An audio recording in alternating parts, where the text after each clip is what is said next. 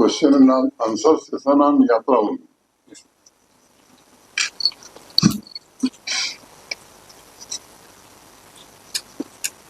मित्रों, काफी दिन बाद आप लोगों से मिलना हो रहा है। आप सब जानते हैं कि श्री अमरनाथ जी की पवित्र यात्रा 3 जुलाई से प्रारंभ होकर के 9 अगस्त रक्षाबंधन के दिन समाप्त होगी। कुल 38 दिन की यात्रा है। आप इस बात के भी गवाह हैं कि पिछले 3-4 वर्षों में यात्रा में श्रद्धालुओं की सुविधाओं की दृष्टि से निरंतर श्राइन बोर्ड ने, जम्मू कश्मीर प्रशासन ने प्रयास करके सुविधाओं का काफी विस्तार किया है। मोटे तौर पर आप में से अनेक लोग परिचित हैं कि दोनों जो रूट हमारे हैं वो बालटाल एक्सिस हो या चंदनबाड़ी पहलगांव एक्सिस हो, वो सड़क 4 फुट 5 फीट चौड़ी हुआ करती थी। कई वल्नरेबल स्पॉट्स थे। पिछले 2-3 वर्षों में अब लगभग वो सड़क 12 फीट चौड़ी बना दी गई और जहां भी वल्नरेबल स्पॉट्स थे वहां क्रॉस बैरियर्स, मजबूत रेलिंग। तो एक तरह से जिन लोगों ने पहले यात्रा देखी, उस 4-5 फीट चौड़ी सड़क में ही यात्री भी चलता था, पालकी भी चलती थी, पोनी वाले भी चलते थे। बड़ी परेशानी होती थी और खासतौर से जब बरसात हो जाती थी तो लोगों के लिए बड़ा मुश्किल हो जाता था। तो उस दृष्टि से मैं कह सकता हूं कि लोगों को पिछले बार भी जो फीडबैक मिला था, यात्रियों से फीडबैक मिले, इसका सिस्टम पिछले 3 वर्षों से उन्होंने प्रारंभ किया था, तो उसकी काफी अच्छी सराहना हुई थी। ये भी आप सबके ध्यान में है कि RFID बेस्ड ट्रैकिंग का सिस्टम 3 साल पहले स्थापित कर दिया गया और eKYC के बाद ही RFID कार्ड सभी श्रद्धालुओं को, माने यात्रियों को, सभी सर्विस प्रोवाइडर्स को दिया जाता है। लाइव फीड के लिए हाई क्वालिटी कैमरा भी पूरी तरह से लगाए गए हैं। Integrated command and control centre एक राजभवन में चलता है और दूसरा पुलिस का एक सेंटर है जो निरंतर चलता रहता है। हेल्थ केयर फैसिलिटीज में भी पहले की तुलना में काफी बदलाव हुआ है और अस्थायी रूप से दोनों कैंप्स में 100 बेड के हॉस्पिटल फंक्शनल है।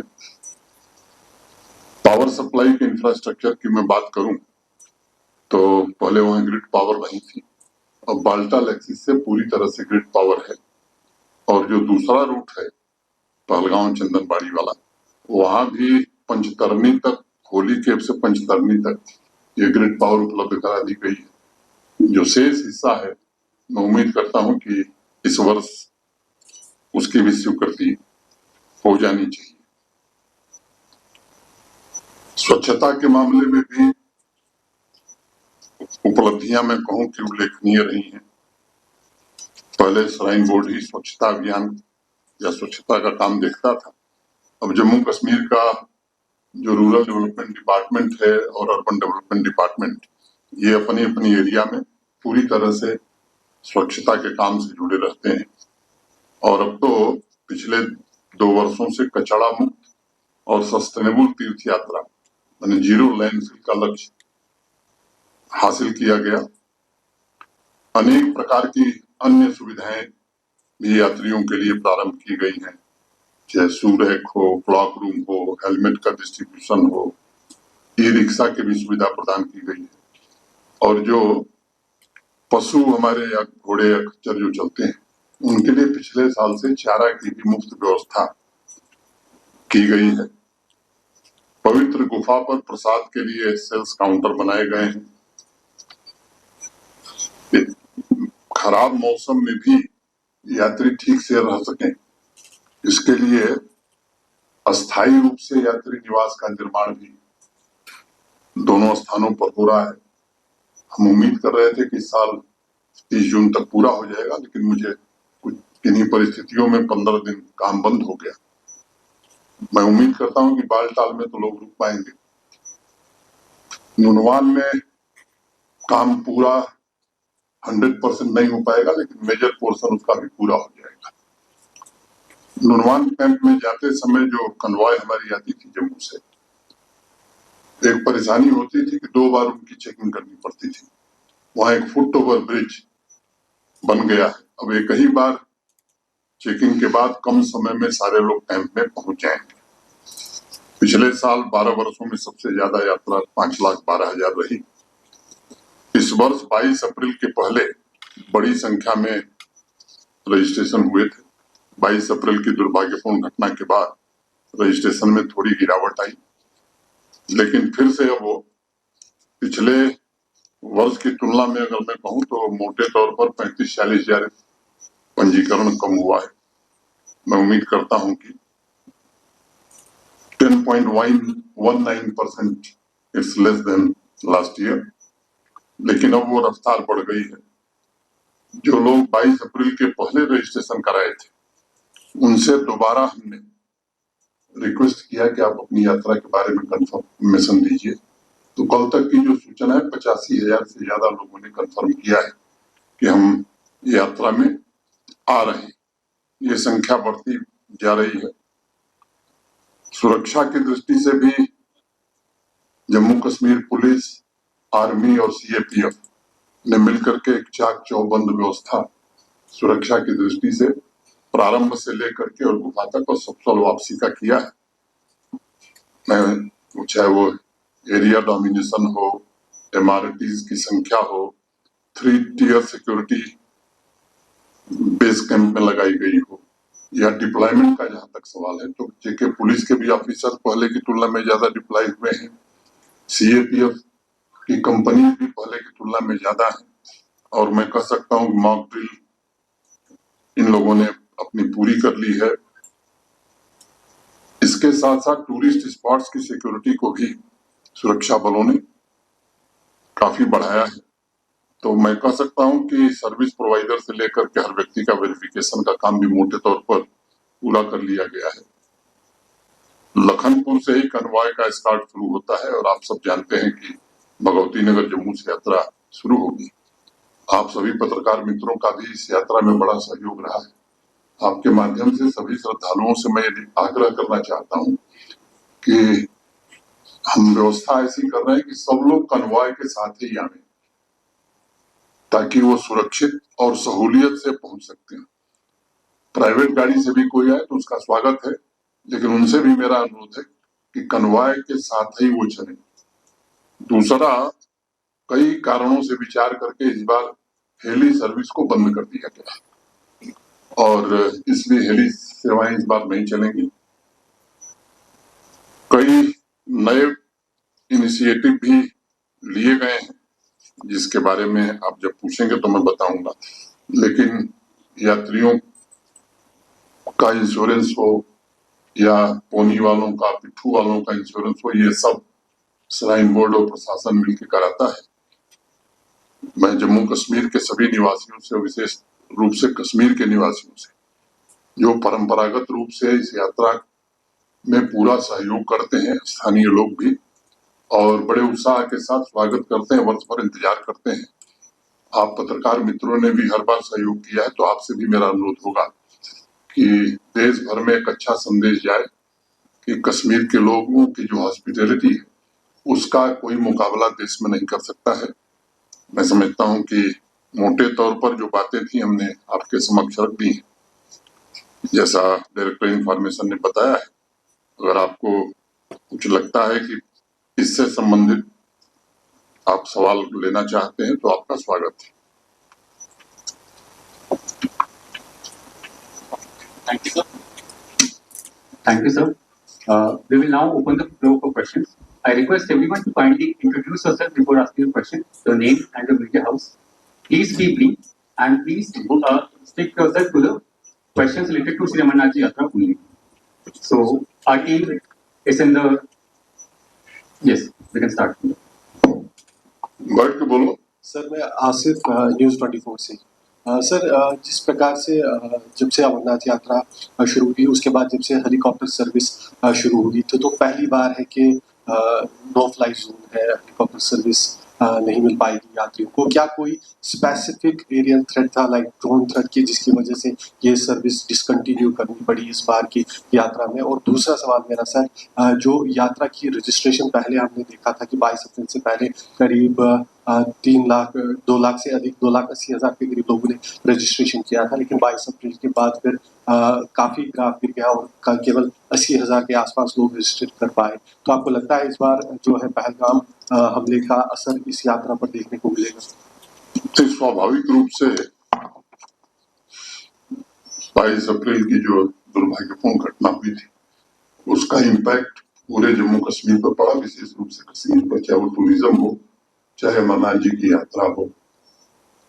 लेकिन मुझे लगता है कि धीरे धीरे सिक्योरिटी फोर्सेस ने जैसे जैसे अपनी तैनाती बढ़ाई, स्थितियों को सामान्य करने की कोशिश की, अब वो कॉन्फिडेंस फिर बढ़ने लगा है।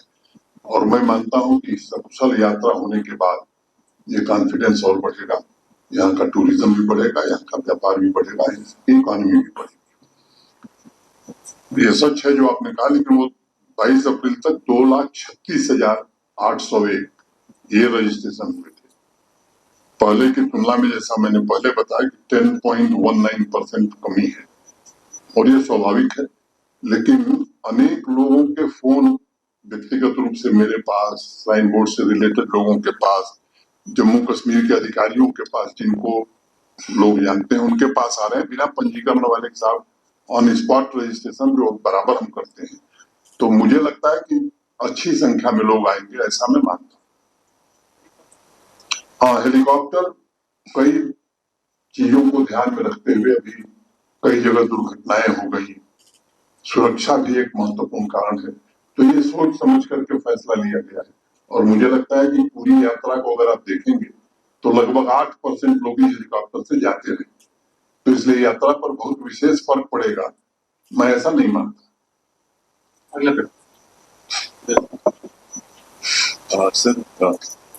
सर, मेरा नाम फरीद है, मैं आज तक कम्युनिटी को रिप्रेजेंट करता हूँ।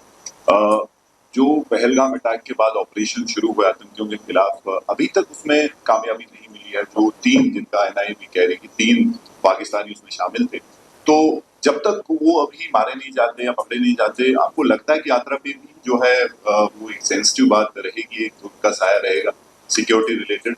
और दूसरा सवाल मेरा है सर कि जो सिविलियन जो, और से जो इलेक्टेड सरकार है, कोशिश कर रही है कि टूरिज्म जो है वापस आए, और यात्रा का भी उसमें बहुत बड़ा रोल है, लेकिन क्या उसमें सिक्योरिटी एजेंसीज का बैकअप है? क्योंकि अगर आप किसी को लाते, क्या सुरक्षा स्थिति ऐसी है कि जहां उनके खिलाफ जो अटैक हो सकते हैं या खतरा जो बना है पहलगाम के बाद, वो खत्म हो गया है? क्या वो कॉन्फिडेंस है?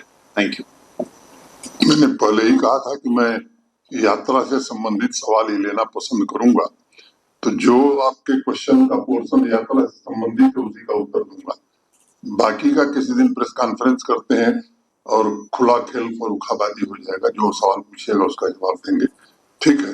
तो सुरक्षा की स्थिति को आज छोड़ दीजिए, मैं इतना आश्वस्त आपको करना चाहता हूं कि यात्रा की दृष्टि से या टूरिज्म की दृष्टि से बहुत चाक चौबंद व्यवस्था की गई है, और यहाँ मेरे स्तर से लेकर के भारत सरकार के गृह मंत्रालय के स्तर पर अनेक बैठकें करके जितनी अच्छी व्यवस्था हो सकती है वो की गई। और अमरनाथ की यात्रा के श्रद्धालुओं के लिए नहीं, बल्कि कॉमन मैन के लिए और टूरिस्ट के लिए भी सुरक्षा के इंतजाम हो, इसीलिए फेज वाइज हमने उस दिन कहा था कुछ स्थान हमने खोले हैं, फेज वाइज फिर बाकी जो स्थान है धीरे धीरे क्रमशः आने वाले दिनों में उन्हें भी खोले जाएंगे। प्लीज आप एक ही क्वेश्चन पूछे और अमरनाथ जी यात्रा से रिलेटेड प्लीज। माइक आएगा। इट्स अफजल भट्ट सर, पीछे कैमरामैन से इनका फ्रेम खराब हो जाएगा, बैठकर पूछ रहा हूँ।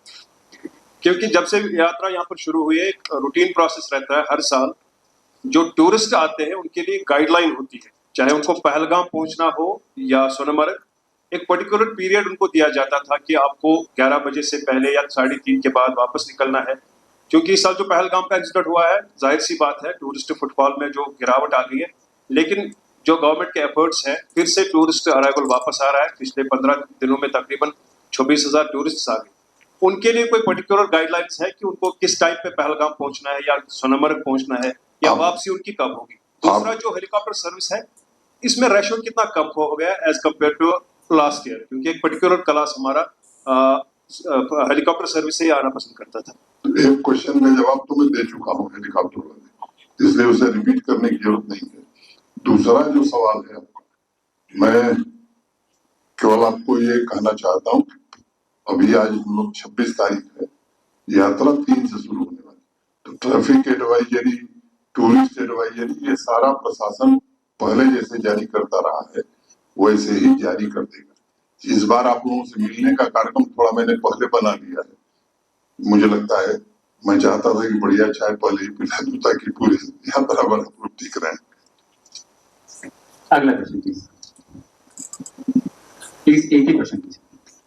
सर मेरा नाम सुहेल है, मैं टाइम्स नेटवर्क को रिप्रेजेंट कर रहा हूँ। मेरा सवाल है कि जो रिसेंट पास्ट में हमने देखा है क्लाउड बर्स्ट भी हुआ था अमरनाथ यात्रा क्योंकि बिल्कुल केव के नजदीक, सो उस तरह के इंसिडेंट्स को टैकल करने के लिए अगर उस तरह की स्थिति बनती है, सिचुएशन बनती है, उसके लिए क्या कुछ प्रावधान इस बार जो है बढ़ाए गए? जैसा मैंने पहले बताया कि जो हमारी टीम्स की संख्या है उसको हमने ऑलरेडी पहले से बढ़ा दिया है, और क्लाउड बर्स्ट का जो असर हुआ था वहाँ irrigation and flood control department ने पिछले 2 वर्षों में काफी काम किया है। मैं समझता हूँ कि मौसम विज्ञानी भी अब प्रेडिक्शन पहले की तुलना में काफी अच्छा to regain the confidence of the travelers, tourists, pilgrims who come into Kashmir, apart from increasing the number of foot soldiers on ground? अनेक प्रयास हुए हैं और मुझे लगता है कि आप प्रयासों से परिचित हैं अच्छी तरीके से। मैं मानता हूं कि इन प्रयासों के बाद ये यात्रा सफलतापूर्वक होगी तो ये सबसे बड़ा योगदान देगी, और इसलिए इसमें आप सबका सहयोग, कश्मीर के सामान्य नागरिकों का सहयोग, और केवल सोल्जर्स की संख्या नहीं बढ़ी है, उनकी कार्रवाई भी बढ़ी है। मैंने कहा कि इसकी चर्चा मैं अगली वार्ता में करूंगा, इसलिए उसको यहीं छोड़ता हूँ। आश्वस्त रहिए, सुरक्षा की दृष्टि से मुकम्मल और माकूल इंतजाम। किसी और का प्रश्न?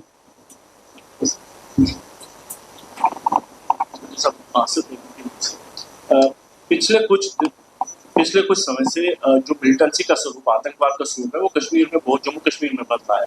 यात्रा का रूट कठुआ से शुरू होकर बादल भी जाता है, पहलगाम भी जाता है, और इससे पहले रियासी में एक हमला देखा गया था जिसमें यात्रियों को निशाना बनाया गया था। पहलगाम हमले में एक धर्म विशेष को निशाना बनाया गया था। तो क्या आपको नहीं लगता कि ऐसे माहौल में टारगेटेड अटैक्स होने की संभावना ज्यादा है? तो उससे निपटने के लिए क्या कुछ सरकार के तरफ से किया जा रहा है पूरे रूट पे, क्योंकि ये सिर्फ कश्मीर वाली बात नहीं है। मैंने पहले ही बता दिया है कि पूरे रूट पर सुरक्षा के माकूल इंतजाम है, और सुरक्षा के इंतजामात का विवरण प्रेस और मीडिया में शेयर करना मुझे लगता है कि उचित नहीं है। मैं बहुत जोर दे करके और जिम्मेदारी से बात कह रहा हूँ कि जो भी खतरे हो सकते हैं उन सब संभावित खतरों को देखते हुए सुरक्षा के माकूल और मुकम्मल इंतजाम किए गए हैं, और आप आश्वस्त रहिए। किसी और का? अगर आप दांतों की किसी भी समस्या से परेशान हैं और महंगा डेंटल ट्रीटमेंट करवाने में असमर्थ हैं, तो अब आपके लिए डेंटल केयर सेंटर लेकर आया है विशेष ऑफर। अब किसी भी महंगे दांतों के उपचार पर आपको मिलेगा 50% का विशेष डिस्काउंट, जबकि हमारे यहाँ शुक्रवार को दांतों की हर समस्या को मुफ्त में देखा जाएगा। हमारा पता है dental care centre 2, satellite enclave, near Shiv temple lane, Sunjwan road, Jammu. Mobile number 9419102596। Jammu Kashmir की खबरों के लिए जुड़े रहिए GK अपडेट के साथ।